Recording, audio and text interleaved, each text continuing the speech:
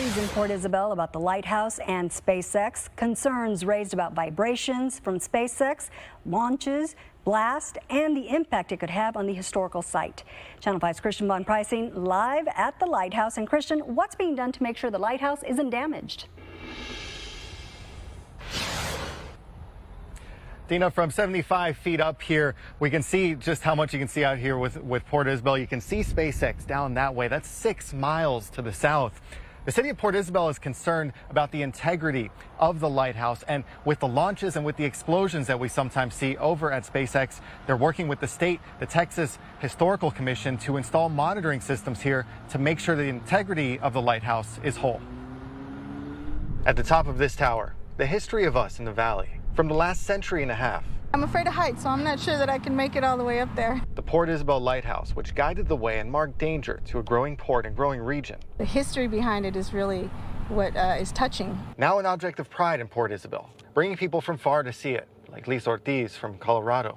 How many years and that it's withheld so much. From 5 miles away, space flight testing has been visible and audible for people here. Sometimes progress is not always looked at the same way. The blast on the afternoon of July 11th was unexpected and unplanned. Residents here felt it. A lot of people were worried about it and concerned. At a meeting the next day, the city discussed concerns for the lighthouse. City manager Jared Hockema says they've now started monitoring for changes. So we've been working with our partners at the Texas Historical Commission to have monitoring in place for historic structures to ensure that they're not impacted by the launches, and if they are impacted, that we have the appropriate measures to redress that damage. The Texas Historical Commission says a vibration monitor was placed here to get a baseline for disturbances, part of the terms of SpaceX's launch permit approved by the FAA. They say it's been removed and will be brought back for the next launch. But what we're working on is to have permanent instruments in place so that any future events are recorded as they happen. An effort here to preserve a bit of history. That's what we find beautiful about it. The hope that spaceflight and local history can endure together. It would be a shame to take away something and have it be hurt by progress. This tower, a symbol of where we came from.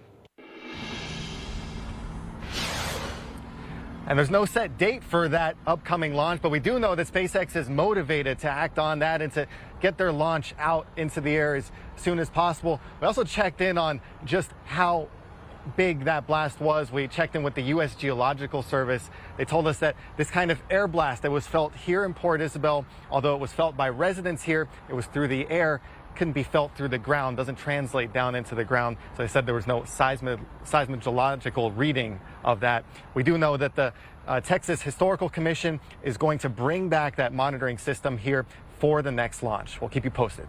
Christian Von Pricing, Channel 5 News, Port Isabel.